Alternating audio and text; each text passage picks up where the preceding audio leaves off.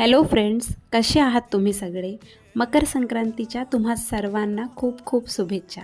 चला मग त्यासाठी बनवूयात तिळगुळाचे लाडू.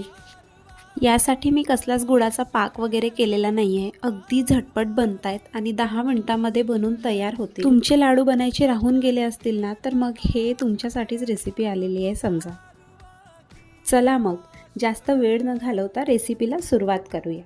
या रेसिपीसाठी फक्त 3च साहित्य लागतात, ते म्हणजे तीळ, गूळ आणि शेंगदाणे. जायफळ ऑप्शनल आहे. यासाठी मी इथे गुळाला ठेचून घेत आहे, कारण ते मग सॉफ्ट होऊन जातं. तुम्ही इथे बघू शकता, गुळाला ठेचल्यामुळे आता ते इथे सॉफ्ट झालेलं आहे. याला एका वाटीमध्ये बाजूला काढून ठेवलं आहे मी. आणि यानंतर तिळाला भाजून घेणार आहे अगदी स्लो फ्लेमवरती. तिळ ते तुम्हाला खूप पांढरे शुभ्र घ्यायचे नाहीत, त्याला इतकी टेस्ट नसते. अगदी स्लो फ्लेमवर त्याचा चटकण्याचा आवाज येतपर्यंत मी तिळाला भाजून घेतलं होतं.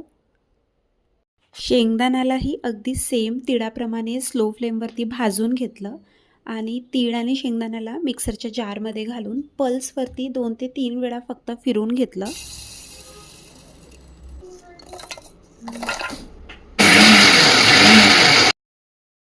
असं जाडसर वाटून घेतलं आहे आणि यात आता मी गुळाला हाताने असं छान मिक्स करून घेणार.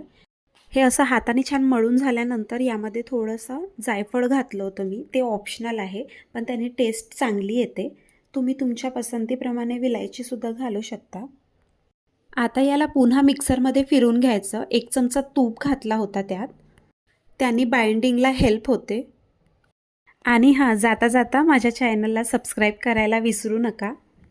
तुमचे काही सजेशन्स असतील तर ते कमेंटमध्ये नक्की कळवा. बाय.